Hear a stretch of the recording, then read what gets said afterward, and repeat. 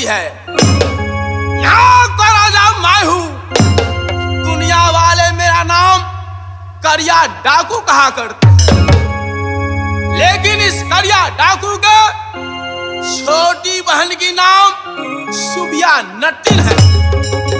ऐसे जादूगरनी बहन पाया और जब करिया डाकू के चला चलती आया तो शान सलोना जो कोई बंगला है ताई पर दिया रघुमुआ छाप पावन चोप लगे मरबा में शोभन मरबा कुहका जाए रे ठन ठना ठन तबला बोले बकबन बकबन बोले सितार रगमन हार हारमोनियम बोले रे बैठा है दीवाना किला भूजारी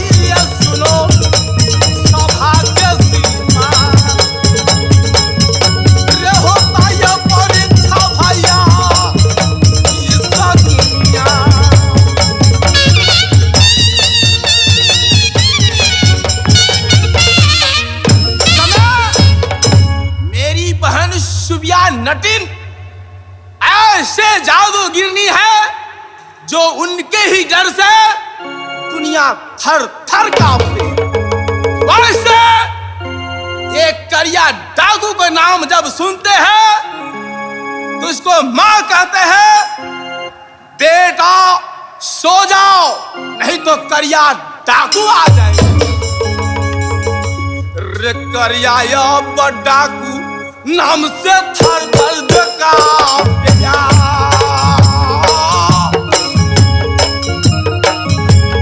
है जो ये अदालत है करिया डाकू।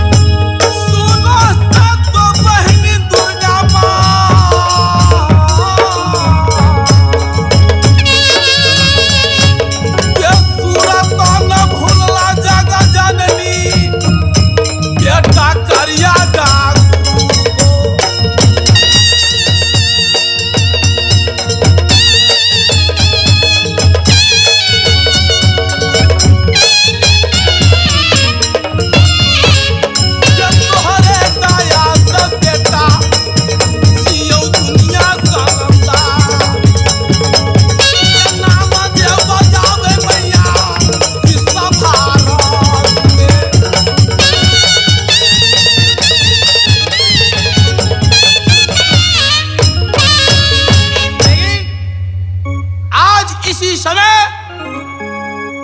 क्योंकि ज्यादा समय हो गया बहन से मिले हुए, बहना जो हाथ से करिया पिएगा याद ये सुंदर बहिनिया आ जाओ साया जो बनाए।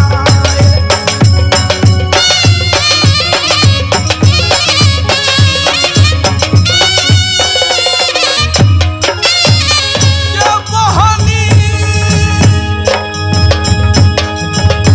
सुना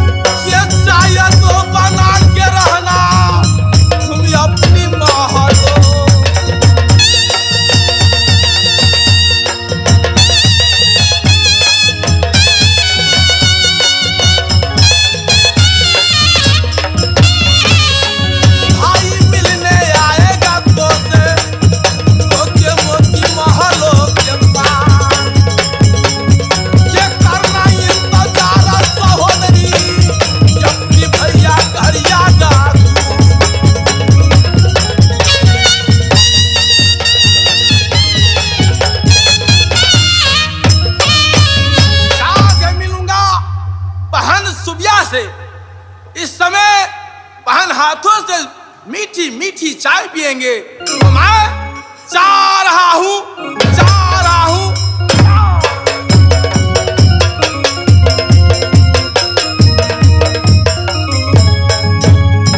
भैया मेरी घर पड़ती है शहर भुजरी में, बेटी कहलाती हूँ सहुआ नटकी। भैया जी का नाम करिया डाकू, क्योंकि मेरे ही नाम सुभिया नटकिन है, नटकिन है, नटकिन है। लेकिन मेरे भैया जी का 101 भैंसा रखा है और 500 भैंसा का बल मेरे भैया जी के बाजू में रहते हैं। और ये सुबिया नट्टिन गाँव में गोदना गोद कर आती है और मेरे दोनों भाई के इतने लाड़ प्यार है कि दुनिया वालों देख के जलते हैं। ना जाने आज मैं आ रही थी कहीं गांव से गोदना गोद के, देख रहे हूं देश देश के छतरी और छतरानी जा रहे थे कहां, तो कीर्ति सागर में, जहां नदी बेतवा पे मेला लगी है। मुझे भी इच्छा है कि भैया जी से इजाजत लेकर और मैं कीर्ति सागर मेला घूमने जाऊंगी और साथ में गोदना की मोटरी ले जाऊंगी और माँ बहन को मेला में गोदना गोदूंगी। ये जातिया बसुभिया ये भैया बंगला के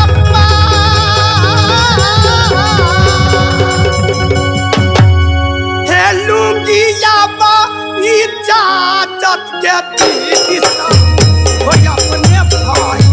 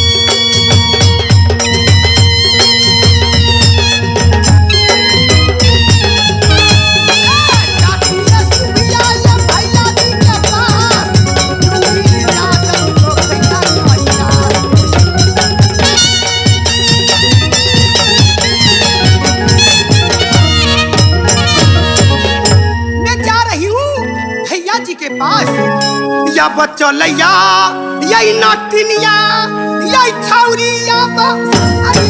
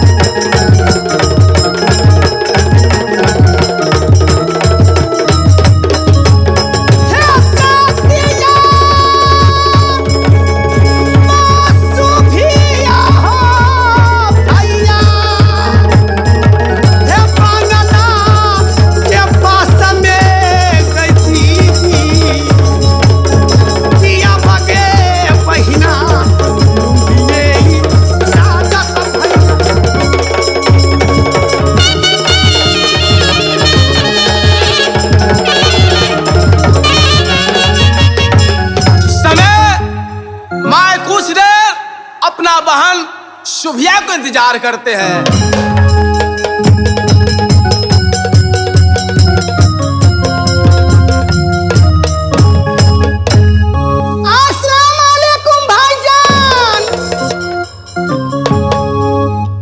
क्या बात है इतने खुशी में?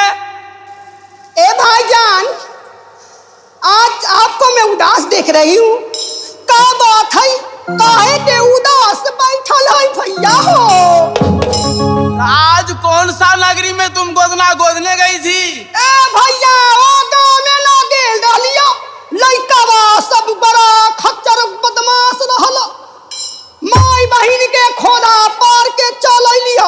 लइका बा सबके कहले रे मुर्गा चोट के बेटा, रे बाटी सार के बेटो, रे मुर्गी चोट के जना हमरे भैया कहीं देखियो तो बड़ा डंडा से पिटियो। अच्छी बात, जब ही तुम पर कोई ऐसा उल्टा पुल्टा बोले तो भैया करिया डाकू के नाम लेकर उसको बोल देना। क्या नहीं भैया? ए भाईजान बोलेगी? आज मैं गोदना गोद कर आ रही थी। अच्छा, तो क्या मैं देख रही थी कि देश देश के छतरी और छतरानी, नर और नारी सब के सब जा रहे थे। तो कहाँ? नदी बेतवा पे, जहाँ कीर्ति सागर है, वो नदी बेतवा पे बहुत भारी मेला लगी हुई है। तो जाते देखा? मैं भी, मुझे भी लालसा है कि जाऊं। कीर्ति सागर में मेला लगी हुई है नदी बेतवा पे। सुंदर सा गोदना गोदू भैया, मेला जाने दीजिए ना। ए पगली, उस मेला में बहुत भीड़ आता है, तुम छोटी हो, हरा उड़ा जाएगा। भैया हम ना डरत है, जब तक तोहर जिंदगानी रहतो तो हम कहे के डरब। हम ना करिया डाकू के बहिन है, हमरो नाम ना शुभिया ना टिनिया है। अच्छा, तब तुम मेला घूमने के लिए जाएगी? हाँ भैया। तुम्हें लालसा लग गई? हाँ भैया, इजाजत दीजिए। तो खैर कोई बात नहीं, तुम जाओ और शौक से जाओ।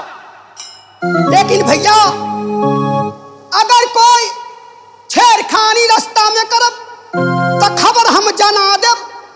लिख परवाना भेजना किला भुजरी को अंदर। क्यों नहीं भैया जी? ये तेरा नाम लगाएगा करिया भुजरी भैया तो ऐसा होना चाहिए। कैसे तुमको भूलेंगे बहनी, छिला जो भुजरी।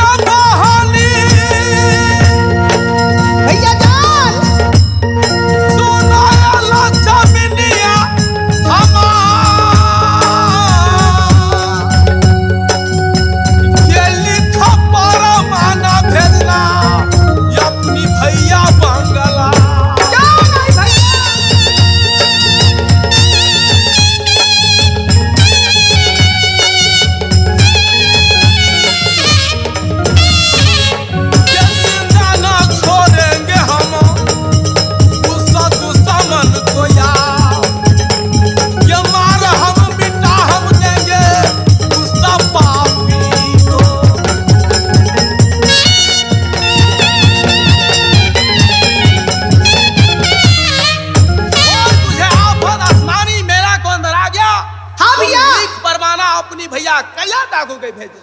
क्यों नहीं, क्यों नहीं, क्यों नहीं? अब जाओ। ठीक है भैया जी, आप जाइए, मैं नारी लोग के साथ मैं चली जाऊंगी मेला। ठीक है, मुझे सब भैंसा को भी देखना है। हाँ हाँ, बहुत सारे भैंसा है, जाइए ना। ठीक है बहन, ये मेरा दुआ तुम्हारे साथ ही रहेगा। माँ जा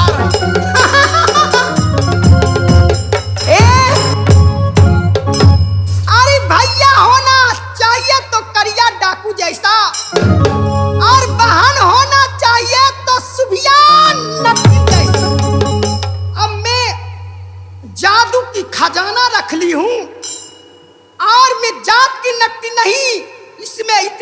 तिजोरी है किसी को मालूम नहीं। और मैं जितने सुंदरी नारी होगी मेला के अंदर सब कुकलाई में गोदना गोदूंगी। और जो लड़का मुझे पसंद आ जाएगा वो लड़का मन जोकर मुझे दुल्हा मिलेगा, मैं उसी से प्यार करूंगी और भुजरी लाऊंगी। ते दूरा ये लागई गई बरकी दीदी आई की सागारा ये जाना की राती आई सागारा में ये जाना आई पुराना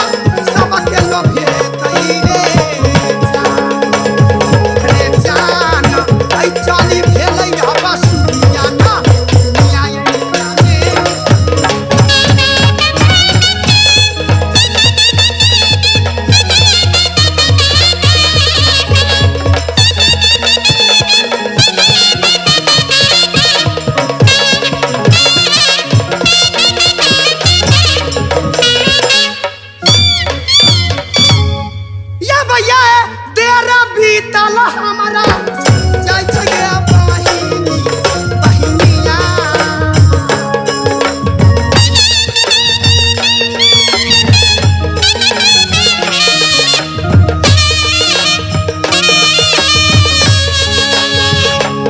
या बकते दूरा ये लगा के बहिनिया सा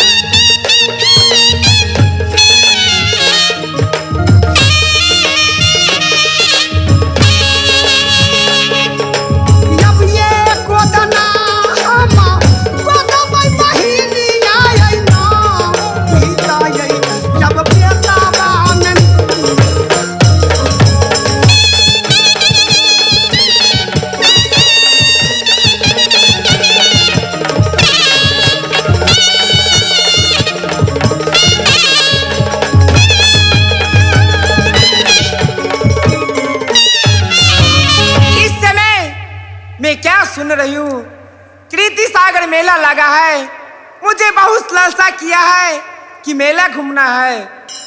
इस समय मैं मुनिया बादी की बुलाती हूँ, मुनिया बादी की बुलाकर मैं कृति सागर मेला जाऊंगी। जब जलती से वही कई मुनिया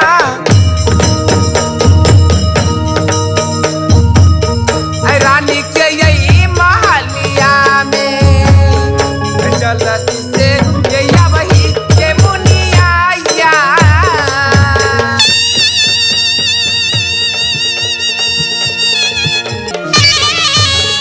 अपर यही जरूरी के मुनिया ऐसा तो यही सोना के पर यही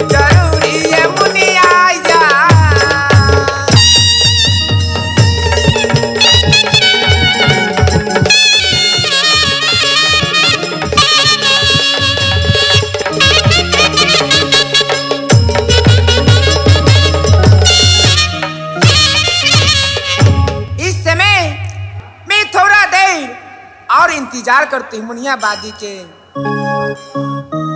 ये करबई इंतजार गदी गे जब गई अपना तो हम मुनिया के करबा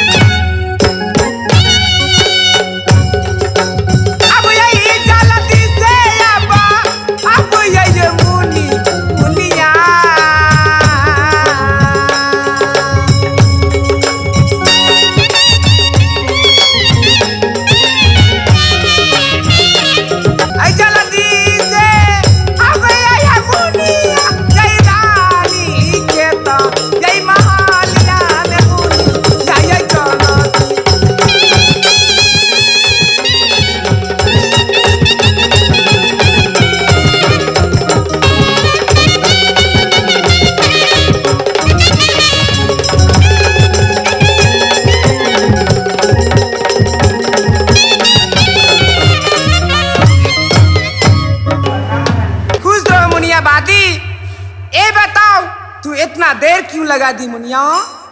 महल में चाय बना रही थी महारानी, क्या करूं मैं? तुम लोग खाली खाती हो और पड़ी रहती हो मुनिया, कोई काम धंधा तो है नहीं। मुनिया बादी। हाँ महारानी। इस समय कृति सागर मेला लगा है और मुझे बहुत लालसा किया है कि मेला घूमना है, मस्ती करना है। इस समय आप देवर जी के पास जाओ। ये अंगरी ये चीरा क्या हम आई कलम ये बनबी रे जा रे जाल रे आई कलम ये बनबी रे जा रे जान आई चला के ये फारा के लगत बनबी रे जा।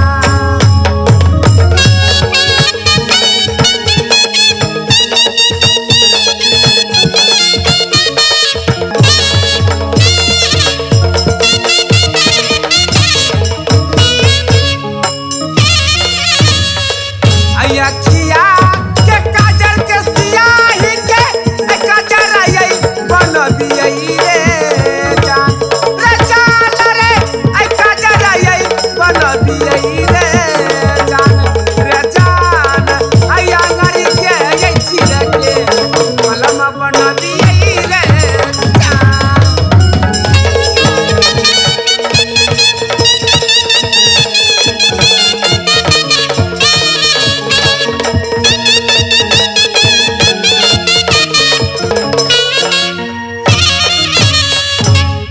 बादी।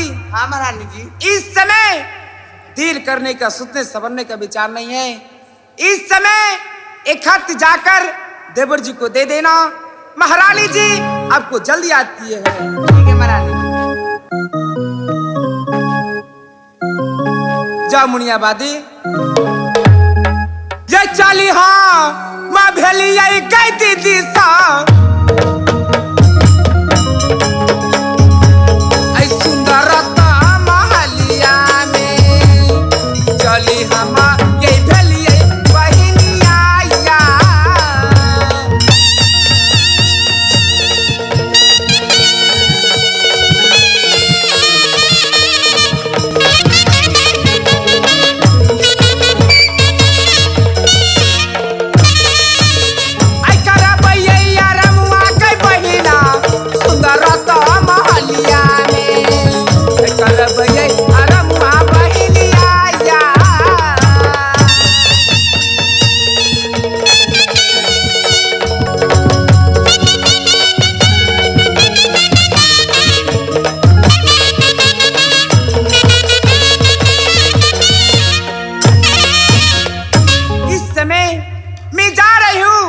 अपनी महल में देखती हूँ देवर जी आते हैं कि नहीं।